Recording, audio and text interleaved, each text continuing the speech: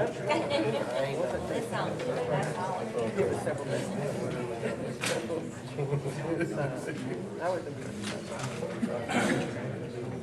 And I think you'll be a lot better off than interesting. It is. And your husband working full time. And the jobs are out there. But, you know,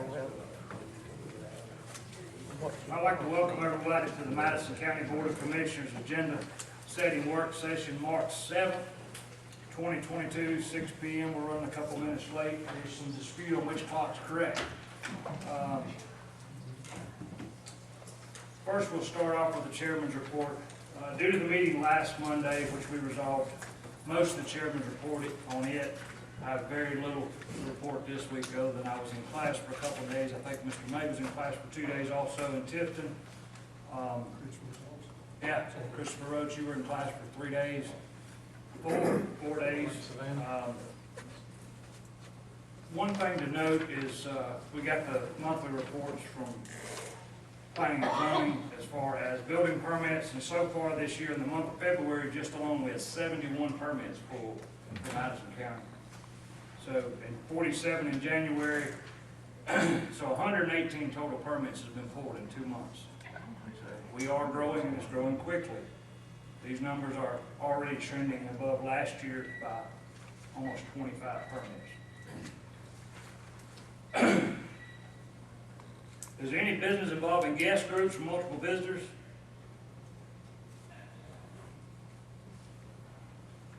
So I have a proclamation to read for the Madison County High School Governance Board. Is anybody here in attendance with those? Please raise your hand. Yeah, the academic team. Academic team. Yes. Yes. All right, so I can't see y'all, so I'm gonna stand Stand up. up, come up here. Where y'all at? Yeah, come Come on up up. here and show yourself.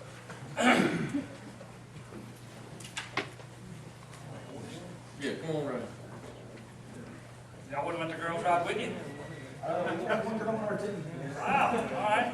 And there's actually about 14 Oh, good deal. Right there. We're glad that y'all came.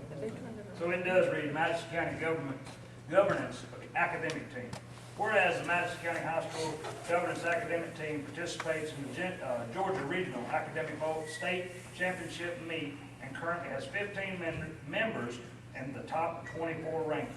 And whereas the team recently competed in the Georgia Regional Academic Bowl State Championship meet at Appalachia High School, which included 24 teams in a one-day tournament. Whereas the Madison County High School academic team finished 8th in Georgia Regional Academic Bowl Championship. Whereas these accomplishments continue Madison County's proud tradition of excellence in youth achievement. Now, therefore it resolved that the Board of Commissioners of Madison County hereby congratulates these young students along with their coaches, mentors, and supporters of the Madison County High School governance team for their dedication, focus, and hard work. So, resolved by the Madison County Board of Commissioners on the 7th day of March. Gentlemen, I'd ask for a motion to approve. I'll make a motion. Second. Motion by Mr. Chandler, second. I think by Frank, I couldn't hear all y'all. All right, Derek, second by, and it follows through, young man. Thank you. So, thank you. Good job. Great job.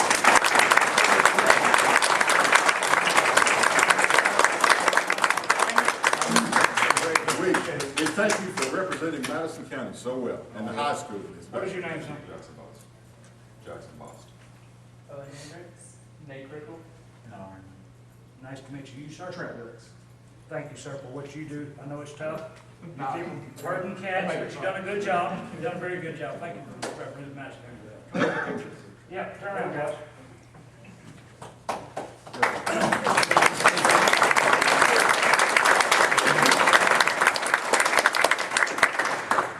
Any of the moms, y'all come on, take a picture. Yeah, y'all want to get up in the picture, go ahead.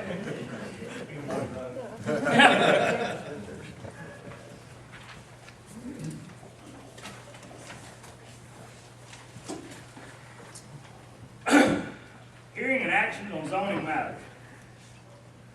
Ms. Amy Coles is requesting to rezone, go ahead. I'm sorry, Mr. Canolas, come on up. Good evening.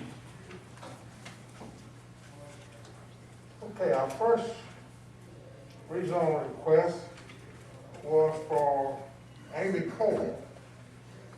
She is requesting to rezone her 6.54 acre property from A1 to RR to subdivide 2 existing homes.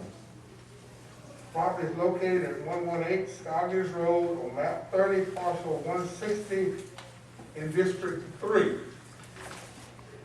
The planning and zoning had a vote of 6-0 to approve. Thank you, sir. Ms. Cole, Yes. would you mind stepping up? The request that you've asked for is to be just subdivided for a family member, or? Correct. We were gonna, no new homes, but, we were just gonna do it for residence purposes. My dad's gonna stay in his, we're gonna stay in ours, just to split it. All right, thank you, ma'am. Yes, Is sir. anyone here to speak in favor of? Is anyone here to speak in opposition of? Hearing none, we'll close the public, bring it to the board. Gentlemen, ask for a motion to approve this rezone. Motion to approve. Second motion. Motion by Mr. Mays, second by Mr. Chandler. Any discussion, gentlemen? Hearing none. Dennis? Yes.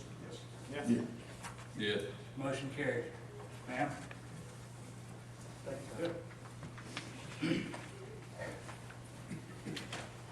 Our second and third rezone request was taken up as in one vote.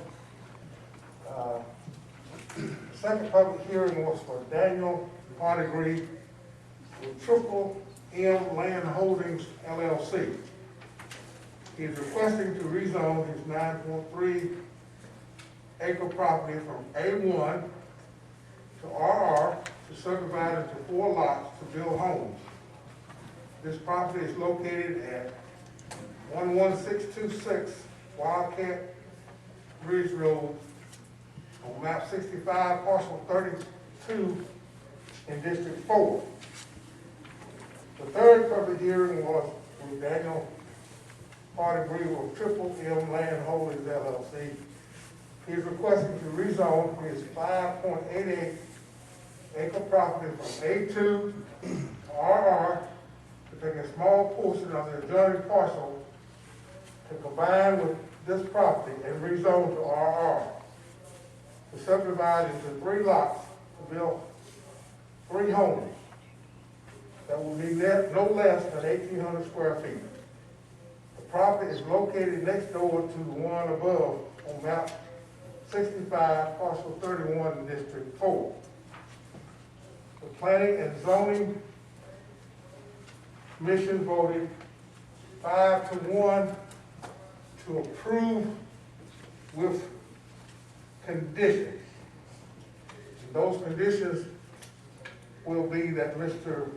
Artigree will plant some type of barriers between the properties for privacy. Thank you, sir. Mr. Hardiger, are you here? I'm here. There you are. Come on up. Can I see what y'all got as far as the drawing, because that changed. This is original. Let me see.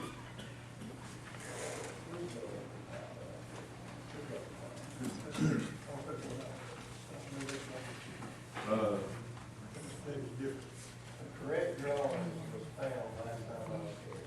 This is not correct. Okay. What we talked about. And this is what they have as far as maps, they've got those two.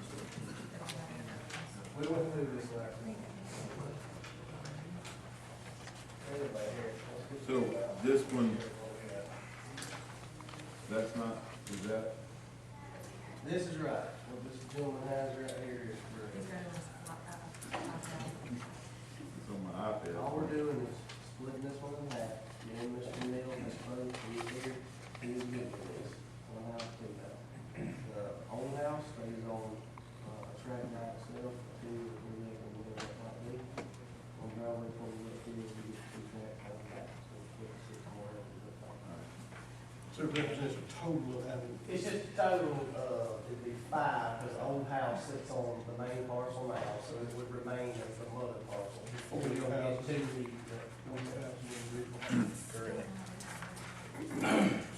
And me and Mr. Travis, he was here last time, Adam, and he was fine with what we discussed. And then Neil came tonight, but I guess Travis might not want to get out in the rain, so.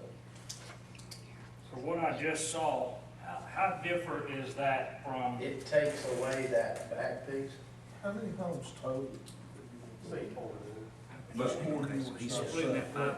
We don't have, so one old house is gonna stay on, you know, it'll be like a 2 acre lot. which I got. And then there'll be 2 new houses upside it, and new houses upside that one. Alright. So 2 instead of 3, this was stuff. Yes. 5.83 will just be split straight down the middle, and that vegetative One buffer. and two has a, 1 and 2 has a line going through it, correct? Yeah, let me come back. Yeah, I want you to see this. All the way to the back. How wide does that end up making? Here. There, So you're talking about 2 different driveways. yes. DOT, that's our name approval for the, So those driveways got to turn around so they don't back out at any of them. yes, sir, I got concrete turn right there, I come back out. Yeah, because that was. Just like I did over there on West Just they got turn around. Yeah, because it's against the wall back out.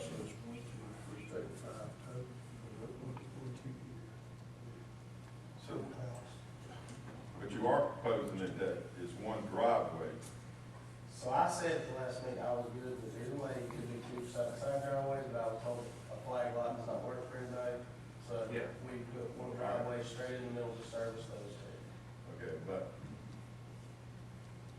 I guess what I would like, there's only a problem with that. The problem with that is that, I think, is that, I guess we can have a discussion, but, I just have an issue with that one driveway. Yeah, And that it splits off in the back there, because. I mean, I'm good with putting them side by side, there's plenty of room, there's 150-ish feet. So This driveway what's the is proposed about width of wide. that driveway?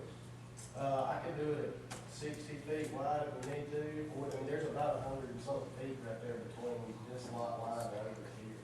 So it's a nice wide area right there.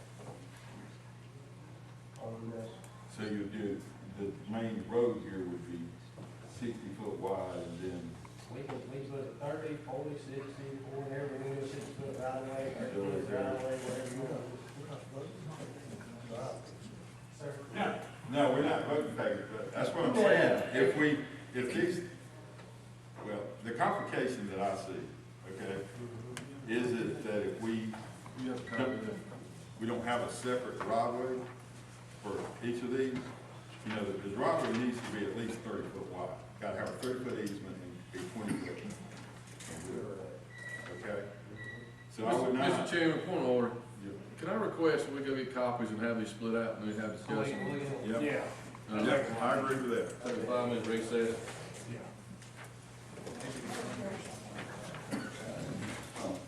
That's good. And So, I really wanted them to be individual, but they said the Well, flag you can't- lots, you y'all can't don't like stack the flag. them. Exactly. So DOT said depending on how y'all looked at it or whatever, they could go either way because there's technically no site distance there. But it was whatever y'all kind of looked at that you wanted to see the county rules and regulations. What we try. Mr. Chairman, and P and Z, Chairman, make one comment. We're making these recommendations to you on the information that we have. Correct. And, you know, this gentleman keeps saying, well, I can make it 30, 40, 50, 60. We have to go by the information that was presented to us. So that's what we're presenting to you all. Yes, sir. Thank you. Well, let me clarify. That information you had was not what I presented last time. Yeah, What he has is what I presented. gotcha. Yeah. One of the things we're trying to avoid is having private drive situation serving multiple lots, because eventually, inevitably, there ends up being a squabble if somebody's not doing their share and taking care of it. And the way we solve that is we get the county to come and take over the driveway. So that's our distaste for private drive. Understand. And so, and if the drive is 30 foot, we're never gonna take it in as the county, so therefore, when you sell it, the people need to realize that it's theirs to maintain. Period. So it's got a 30-foot or either a 60-foot wide right of way to ever be taken It's over. gotta be, yeah, it's gotta be a 60-foot right of way for us. And there's County. plenty of room to do that It would be in your on, best on interest that particular situation. for the contract to read that there is a 60-foot right-of-way, no matter what the road. And I don't have a That'd be- problem with That'd be that. best for you to at least note that in disclosure form. Because I want to say it's right at 100 feet from where that line would be on the old house right there, over to the next pin, it's roughly 100 feet wide. Yeah, So yeah, I'm 100% good with it. That's one of the conditions. Yeah. I mean, that's fine. well, it's gonna become the normal. Matter of fact, I read it this afternoon at 4:30, it's gonna become the normal. Yeah, and that doesn't mean that we're gonna accept it now, but that means that it's ever to be accepted in the future. Understand. So exactly how would, I guess, that when you just, those two drive, I don't know that, but those would extend on into the property, but they're gonna be pretty close as far as where it ends at, and then, Yeah, so they just come right in, and then they just go to each of the so would you have some kind of little cul-de-sac looking thing there to make that transition? I mean, it seems like to me you'd almost have to, right? You could do that, make it a little wider at the end for the cul-de-sac, or just widen them out, where they, one turns left, one turns right, Okay. and center them up. And then once they got to their house, you'd have your turnarounds at your house, I'm just thinking about it as we, if we were to take that portion of the road, has to, if the county did, that we want that to be in a situation where there was not any, liability as far as, how the road was Yes, designed. yes, definitely. All right, so let me see if we follow you with this. So track one will have its own driveway. Can I just walk back there? Track one will have its own driveway Yes, sir. coming off 281. Track two has its own driveway coming off 281. Correct. Tracks, you're gonna use the existing driveway on the old house, and then you're gonna put another driveway in for lots, 2, 3, and 4. All right, Just be. oh, yeah, 2 and 3. Oh, So I gotta know there's 4. no- There is no 4, okay. Now, I will tell you, at the end of this, there will need to be a 60-foot turnaround for school bus purposes. Okay. Because the school bus has to turn out, I can't have them backing down a half-mile driveway, or quarter mile. So, 60-foot right-of-way, 30 feet wide, 60-foot right of way, it's gotta be a 60-foot turnaround. exactly. Okay. All right, Reasonable if we have those conditions. we'll get to that in a motion in a Yeah. second. All right, Mr. Hardigree, thank you. Is anyone here in opposition of, or anyone else to speak in favor of?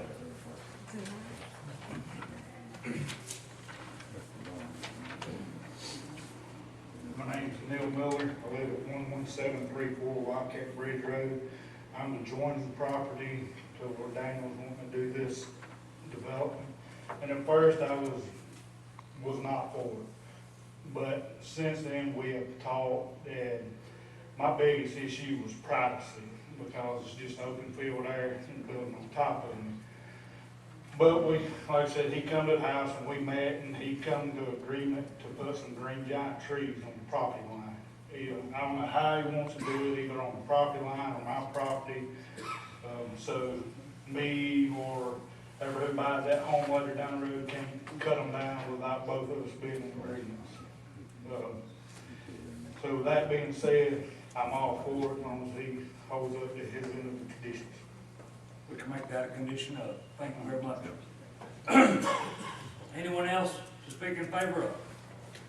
Hearing none, is there anyone here to speak in opposition of? Hearing none, we'll close the public session, bring it back to the board. Gentlemen, I would entertain a motion to approve the 4-track split for Mr. Daniel Hardigree. I'll make a motion to approve with the condition that the P&Z board put in there as far as the trees, and also that the that drive, as we discussed, be have the 60-foot easement and the turnaround for the bus and whatever other compliance things we need to do to. I'm good with that. Second motion. And you also need to, you condition it on this site plan being how it's split. Plan. Okay, Yes, sir. yes, in this site plan, Yes. okay. The tree buffer, was it whose property is that? Yeah, in that motion, distinguish that tree buffer be put between tract 1 and James Miller's property Okay, and condition it to be Yeah. on the property line. okay, And that's according to the two property owners at the time. I agree. All right, so I have a first and a second. Gentlemen, is there any discussion? All right, for clarity, we're going from what's given to us. We have, well, I'm gonna say 3 parent tracks. You got the original 584, 844, and the Turner property. And so you're going from those 3 The- to was 3 there was additional two. lots. The It was Turner two property parent. is not part of it. There's 2 parent properties. Yes, two.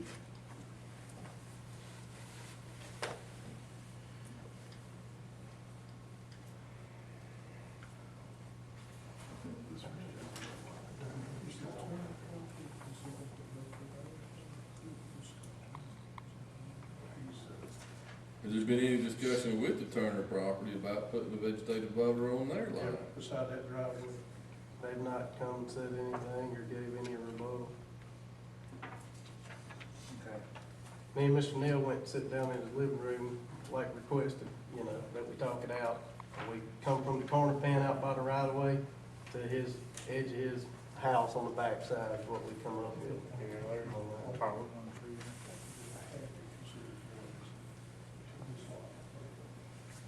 In the stipulation, I'm making a driveway off the 8.44 track to serve those 3 for additional 2 properties or those 3 properties. Just to, Just the two. the older house already has a driveway, existing driveway. Right. But if you can't, I mean, besides the sign that's been discussed, it still proposes a private driveway, correct?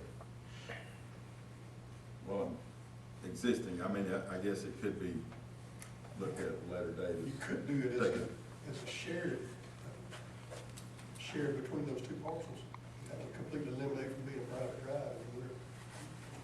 Well, and then you're back to them being flag lots, so they each have their own driveway and the flags aren't going to be. I'm fine with it, it's a shared property, instead of 2 separate driveways, still one driveway, but owned by 2 people. Is that more, That gets messy. Well, That would get ugly. bigger problem? that's actually what a private drive Okay. is, though. That's what a private drive is. This will be platted by your new surveyor as a private drive with easement rights to both of those back lots.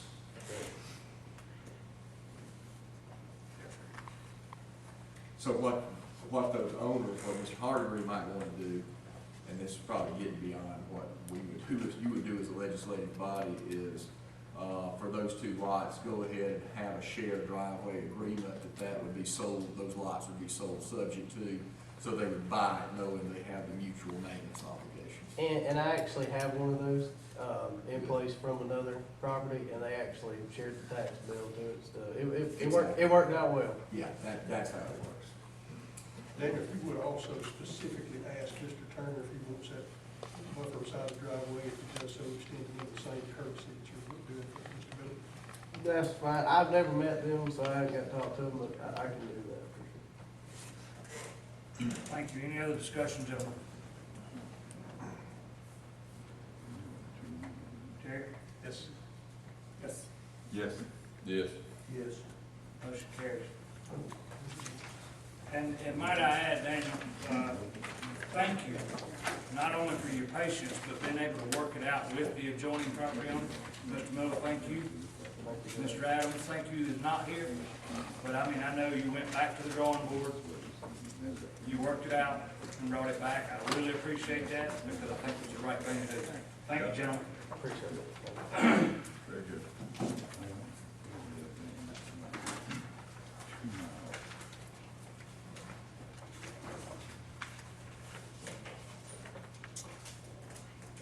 Mr. Chairman, just to make sure on this last one, the P and Z took it up as one vote on 2 rezones, so we'll make sure your motion is for the same. Yeah, it is. It was, the motion I made was to take exactly y'all's recommendation and we added those conditions to it. All right, 4th rezone request. Mr. Dan Wynn, with Teresa Investment Land LLC. He's requesting to rezone his 178.31 acre property from A2 to A1 to build 20 poultry houses. Property is located on Hudson River Church Road and Chatham Down Road on map 21, parcel 12 in District 2. Gentlemen, this was a tough one for the P and Z.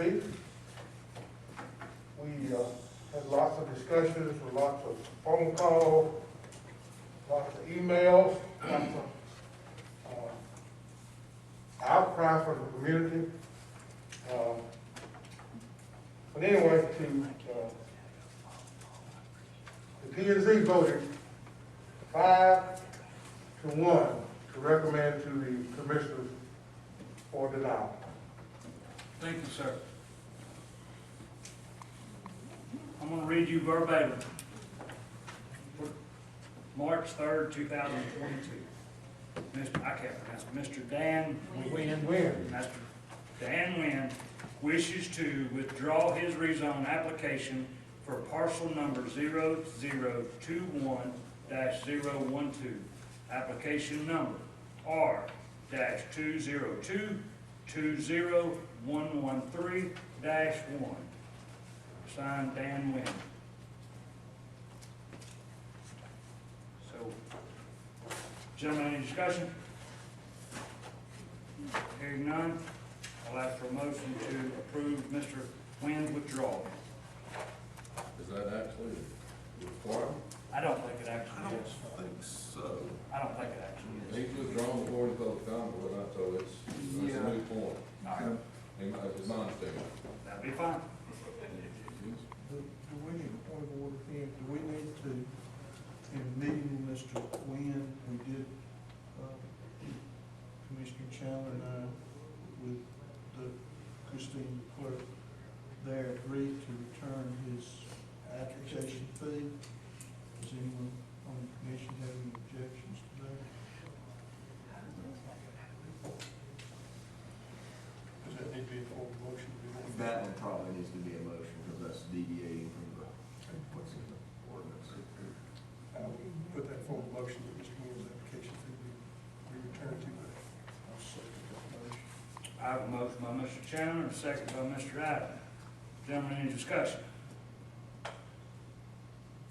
Hearing none, Mr. May? Yes. Yes. Yes. Yes. Yes. Motion carried. Old business, we have none. New business, discuss beer and wine ordinance to sell liquor by the drink. Gentlemen, I've asked this to be put on here for discussion. This is not a voting matter. This is discussion for the end of the month. What we have been questioned with is there was a potential Mexican restaurant that wanted to open in Colbert. I think they went through the process of maybe potentially leasing that building and to find out that they were outside the Colbert city limits and they could not serve margaritas. So at this time, 2022, this is not sale of distilled spirits. It is liquor by the drink, which has a certain set of ordinances already to follow with it. I think it's 70-20 or 70-30 food is what it takes to establish a restaurant. to have liquor by the drink, so it's. Now, we don't have beer and wine, by the way. Right, this will want to have this, but what is the? Distilled spirits is what they're asking, but Yeah, not if in a you want retail some. sale. Yeah, so to do distilled spirits, do a resolution from the Board of Commissioners, then it goes to elections for a referendum at the next, or the best special election date. If the referendum passes by majority vote, then it comes back to the Board of Commissioners to amend the alcohol ordinance. Now, is the referendum for liquor by the drink or referendum for alcohol sales as like a liquor store? No, there's code sections for both, yeah. All right. But there's a particular code section for what I just described is for liquor by the drink in counties or cities that do not have a liquor by package license already. Currently, I know for a fact Danielsville has it by the drink and so does Comer, but Madison County does not. I feel we may be, I know this is a double-edged sword with the public. Restaurants like Applebee's or anything else that we decide that we may get on the upper scale side, we'll be requesting this. And due to the city's already offering, I'm just throwing it out there for you guys to think about. Potentially bring it on to the next agenda to vote on. And then we'll go forward. Then it'd be a special election. The vote would be to make to put it on referendum. Correct. To put it on the referendum, yes, sir. And then you probably will work with elections to figure out the most economical, a special election date to put it on, so you don't have to do it by itself. It'd be on just a general ballot. There's 3 special election dates, I think, in odd years and 4 in even years, and I think the general election in November is one of those dates, I think, but, Tracy will tell us that for sure. Yes, sir. Thank you.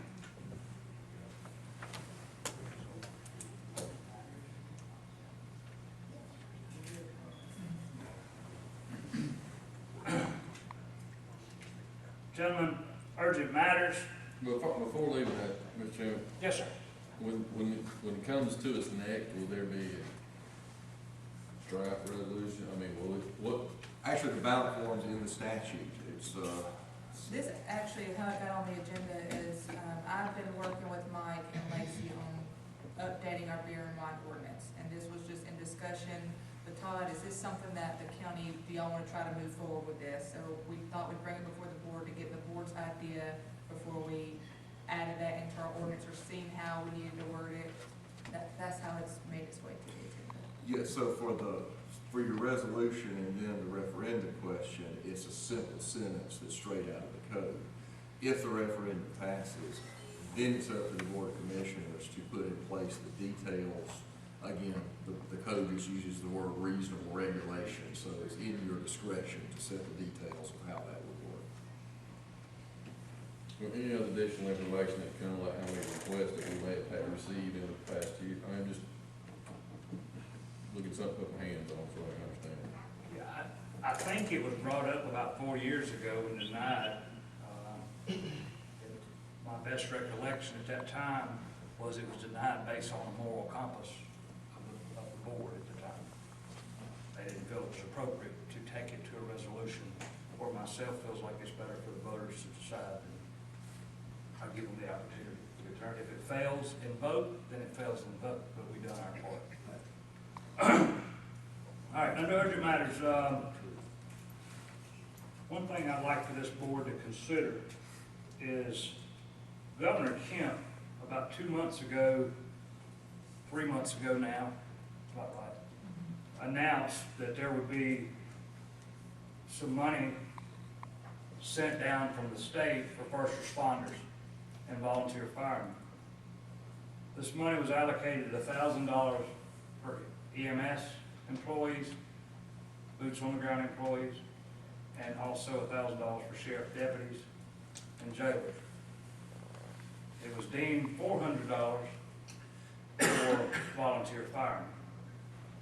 And the gentleman, this is not for vote tonight, but it is something I would like for you to consider due to the ARPA funds, Yeah, the ARPA funds that was given to us by President Biden, there was a clause that we could use some of that money for our first responders within our county. I would like to present you at the next meeting with the total dollar figure to double, meaning match the governor's commitment from the Board of Commissioners. Just to be clear, that would be $1,000 from the governor and $1,000 from the Board of Commissioners through the ARPA funds. Fire departments, $400 from the governor, $400 from the Board of Commissioners through the ARPA funds. Strictly to consider, gentlemen. With that being said, there's been some discussion about A2 zone property, and because this is a work session, it'll be the best time to hear some concerns on A2 properties and the way the future zoning is structured.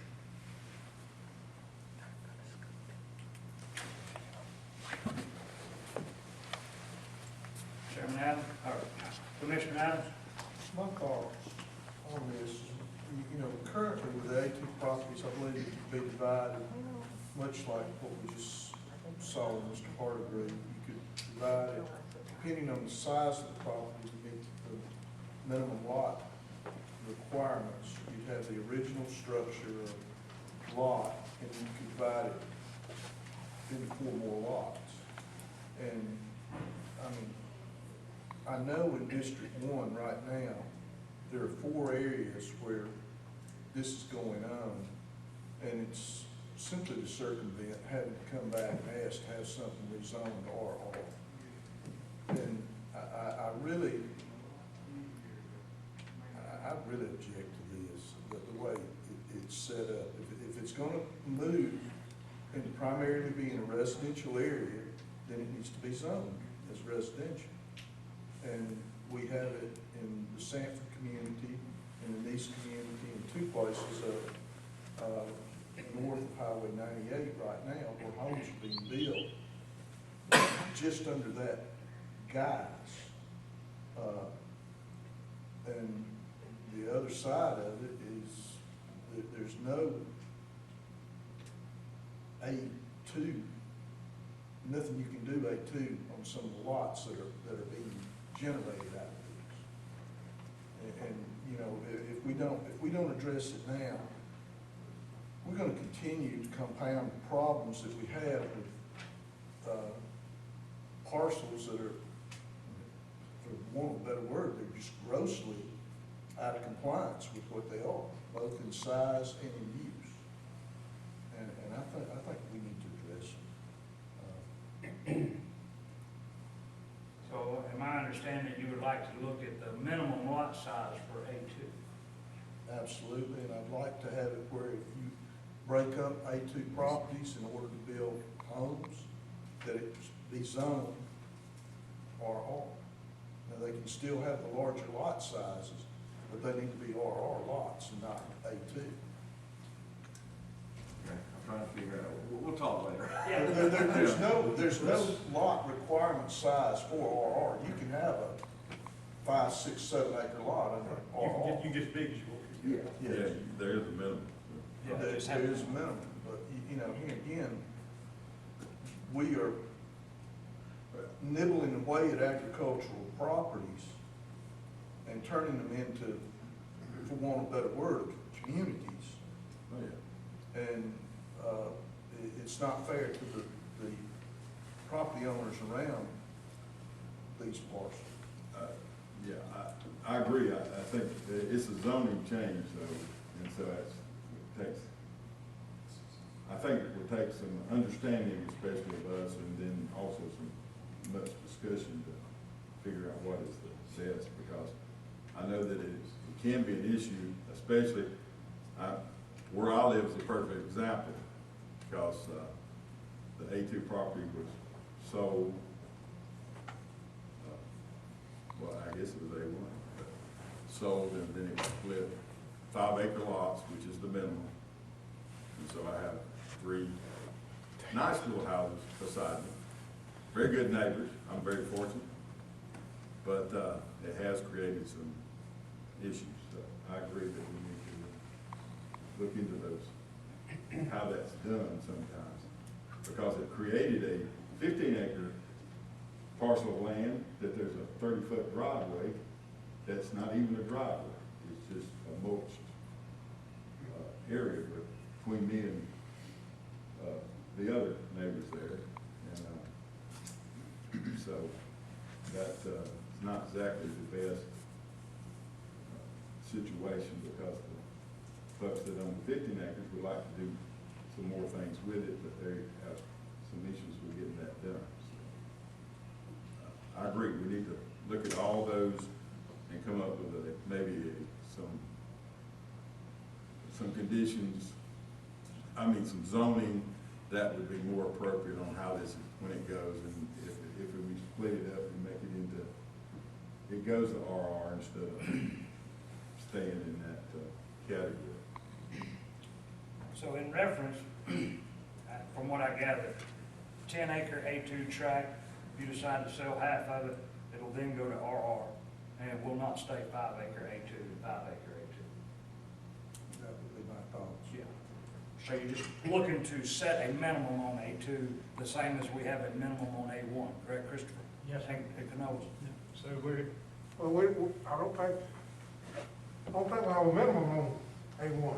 We have a minimum if you want to rezone from A2 to A1. But we've got 5-acre tracts as A1, Yeah. 3-acre tracts as A1. So if you're gonna do this, I think you need to look at A1 also to make minimum sizes, to be A1. And go back and look at all these things that's already zoned now, which the commissioners can do. Yeah. So you're correct. There is A1, 3 acres. Now, it's not because it was zoned that way, it was because it was cut off a larger parcel and not changed, and that's what we're saying. Once it drops below a minimum, it automatically would change. It would not just carry over as You A1. have to go through the process. Yeah, it would have to go through the process 100%, but when it would come before us, say, I'm gonna sell Miss Susan right here 4 acres off of my 110-acre tract, we would have to make sure that they understood that would be a rezone, not just splitting the property and selling it to her. It would be a rezone to RR at that point. Okay, Christopher, I'm sure you're all over this topic and got ideas already. And gentlemen, keep in mind, myself and Christopher are speaking 10, 12, 14 times a day, I guess, and with Christina. A lot of changes is being made down there. A lot of corrections has been found, or a lot of wrongs has been found, but corrections is coming to each one of those topics. And it is something we have discussed. So Dennis, thank you very much for bringing that up. I'd like to make one more comment. With going into the comprehensive plan, Yes.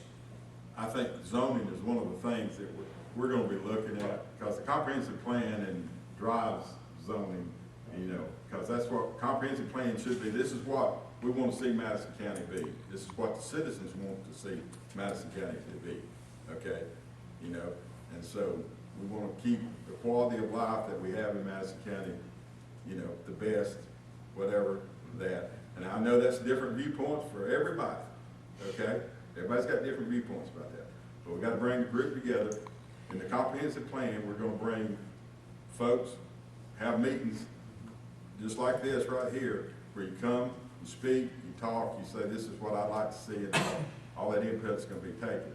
And then it will drive some of those zoning changes that, we're looking at. And I think Dennis has brought up a very good one here, and I see it also in, District 4. We're much more agricultural in District 4 than a lot of other places. And you have problems that I see with both sides of it. With the agricultural things going on, then you got all the residential people who want to come in and have what they call a lot of people move in, want to come in and have their farms, but their farms are much different than the folks that are out there making a living farming. And so we've got to balance all that, and we've got to also remember that Madison County has a lot of those folks that their way of life is agriculture. And I think that we probably want to try to remain as much as we can and yet accommodate those other things and enhance some of those things that go along with agriculture too. Victor, I'll point you out if you don't mind. No. You're agricultural based over there as far as grapes. It's a little different. Most people don't think about that. It's the grapes and the wine and stuff like that in Madison County. But, you know, you've created a very good business and it's been well recognized for Madison County over there. But it's a little different agricultural type thing. And so his situation's a little bit different than some of the others. So we want to get all those things taken into consideration. So I'll quit preaching and go with that. No, thank you, Commissioner Kirk, for your input. Anyone else, gentlemen? Yes. Question, just so I've got a train of thought since we're all here. We're looking not, we have minimums set. Interpreted, in my mind, we're wanting to look at maybe some maximums in other areas, what will be allowed, just not how small you can go, but how big you can go as well in life. Example, earlier, well, last year, early in the year, we had a business, Mr. Standridge's Poultry House cleaning business or spraying business. Yes, sir. That was on 3 acres that ended up being, I believe, a A1 Correct. on 3 acres. Well, you can't do anything on A1 on 3 acres. Yes, sir. This is my opinion. When the property changed hands, when it was cut off the larger tract, when the property changed hands and it was recorded, it should have been identified then, and it should have been zoned properly then. Yes, sir. I mean, there should never been, you know, whether it's business or whatever it wants to be, but it can't be A1 any longer. And what we're seeing now is we're having, for want of a better word, we're having developers come in, break up tracts, and it's a fine line here. And yes, we're maintaining the old home place there, and we're gonna put 4 more plots on this. And then we're gonna let the old home place fall in. And I've gotta tell you that, I drive by, and all people are doing is circumventing what the intent was to have zoning to start off with. Yes, sir. And, you know, I don't have a problem with developers, but they need to, we need to recognize what direction we're going in as a county, Yes. rather than drive down the road one day and see 4 plots, because they never have to come before you guys, they never have to come before the board, they never have to ask. All they've got to do is find a surveyor, an attorney, and a willing buyer. Yes. And that circumvents the entire process then. Yes, sir. So I think he was basically saying the minimums is what has to be said, not the maximums. Yeah. And to go along just a little bit with what Dennis said is, we've got some creative developers. They've figured out how to split something 4 times, and they end up being a subdivision, but they went the route of it not being a subdivision to keep from it coming in front of the board for approval. They've decided to break it out over a period of time, and that'll relinquish that also. So while we appreciate growth, we also have to control how much, because there's a lot of moving parts in that we don't necessarily control, like the school systems and everything else and the capacities that they have. If I may, Mr. Chairman, I think, you know, y'all have touched on several different problems. And, for example, the 3 acres, so I believe, I started in 2001, zoning came in 94, a little before me, but I think 5 acres was always the minimum for A1 or A2, so that was probably a grandfather tract, that 3 acre one, which was a problem that, as I understand it, when they created zoning, they allowed people to request what zone they wanted, and even if it was non-conforming. So that's why we ended up with that. So that's a problem that needs to be solved. The subdivision problem is what minimum or maximum lot sizes could be part of the solution. I think you're gonna find ultimately that probably some much more robust and encompassing subdivision regulations that cover more situations than they do now, and it'll be a big part of that. And there may be some stopgap things that we can do along the way, but the comprehensive planning, hopefully followed by revision of the wholesale revision of the zoning ordinance will be the ultimate needed solution.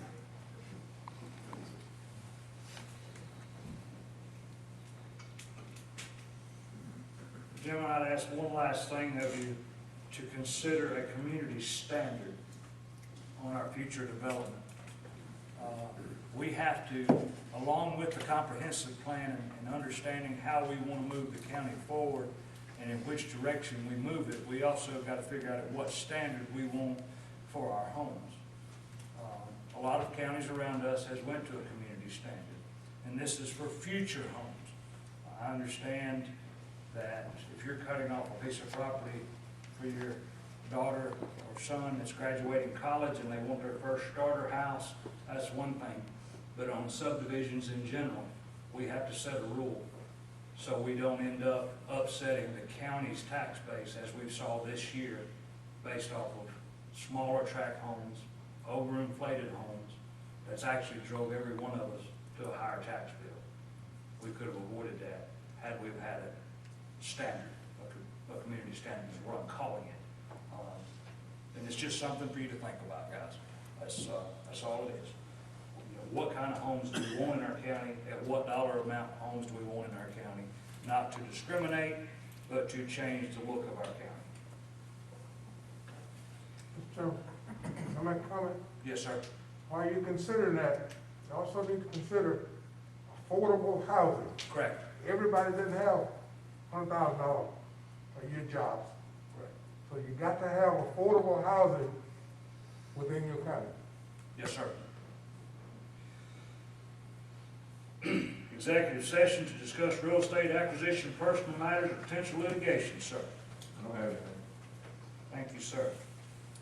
Motion to adjourn, gentlemen. So moved. Thank you. I hope everybody comes back in 3 weeks. I do like the attendance. I really hope that y'all come back more often.